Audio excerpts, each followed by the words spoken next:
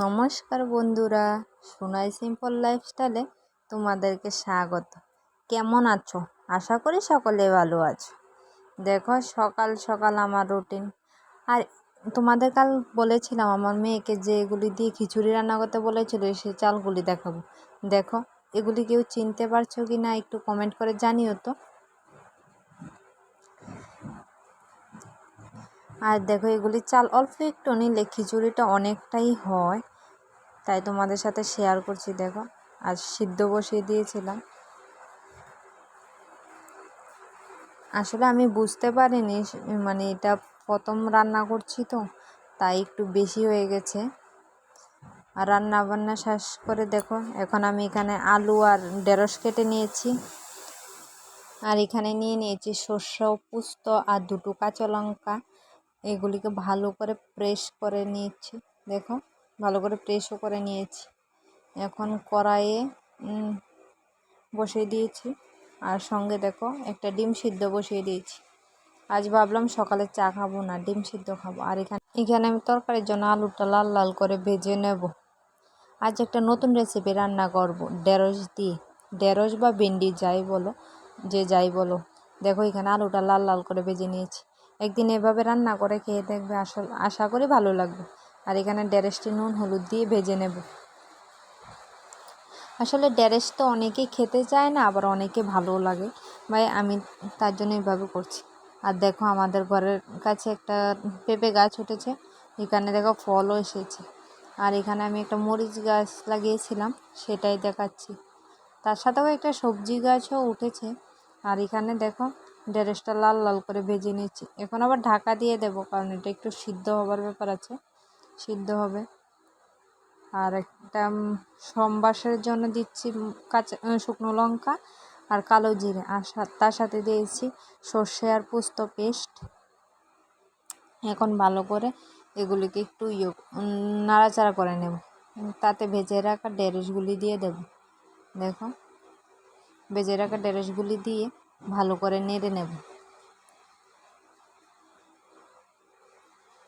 ভালোভাবে নেড়ে নেব, যাতে ঢেঁড়স আর আলুর সাথে যাতে পোস্ত আর সর্ষেটা ভালোভাবে মিক্সড হয়ে যায়। আর ভালোভাবে মিক্সড হয়ে গেলে দেখো একটু লাল লাল করে ভেজে নেব ঢেকে।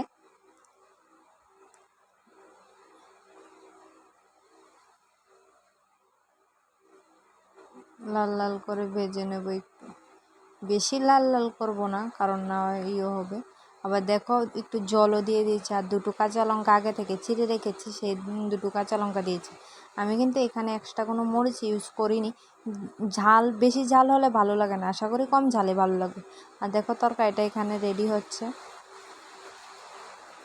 তরকারিটা প্রায় হয়ে গেছে। আর তরকারিটা নামানোর আগে আমি একটু ঘি দিয়ে দিয়েছি, দেখতেই পাচ্ছ। দেখো আমি একটু পরিমাণে ঘি দিয়েছি। যারা ভালো লাগে ঘি দেবে, যাদের ভালো লাগে না তারা ঘি দেবে না। আর দেখো তারপর নামানোর পর আমার তরকারিটার লুক খেতে কিন্তু অসাধারণ হয়েছে। আর এখানে আমি আমের চাটনি করে নেব। দেখো আমের চাটনি করার জন্য আমগুলিকে কেটে নিয়েছি, আর কড়াইয়ে দিয়ে দিয়েছি শুকনো লঙ্কা আর সর্ষে দিয়ে, আমি সর্ষেগুলি যেহেতু ফুটে গায়ে পড়ে সেই জন্য ঢাকা দিয়ে দিয়েছি। আর এখানে সর্ষের মধ্যে দিয়ে দেব আমগুলি। আসলে আজকে আমের থেকে বাকলগুলি সরাইনি, এইগুলি শুদ্ধ আমি করব। তাতে আমি নুন হলুদ দিয়ে দিচ্ছি। দেখো নুন হলুদ দিয়ে ভালোভাবে একটু ভেজে নেব। একটু ভাজা ভাজা হয়ে গেলে জল দিয়ে দেব। তাতে আগে থেকে গরম জল করে রেখেছিলাম আমি, সেই জলটাই দিচ্ছি। আর দেখো এরকম হওয়ার পরে এবার চিনি দেব এখানে। দেখো চিনিটা দিয়ে দিচ্ছি। আসলে মিষ্টিটা যেরকম খাও সেরকম দেবে। আমি এখানে 3 চামচ ইউজ করেছি, যে যার মতো দেবে। তার একটু ঢাকা দিয়ে দেব, কারণ একটু সিদ্ধ হবার ব্যাপার আছে, একটু সেদ্ধ হবে, ভিতর থেকে জুসগুলি বেরিয়ে আসবে। আর দেখো নামানোর পর ফাইনাল লুক। এখানে আমি দুটো আমও কেটে নিয়েছি। আসলে আমাদের এখানে বৃষ্টি হচ্ছে, তাই আজকে আর ব্লগ করতে পারিনি, তাই আজকের ব্লগটা এই পর্যন্ত। টাটা।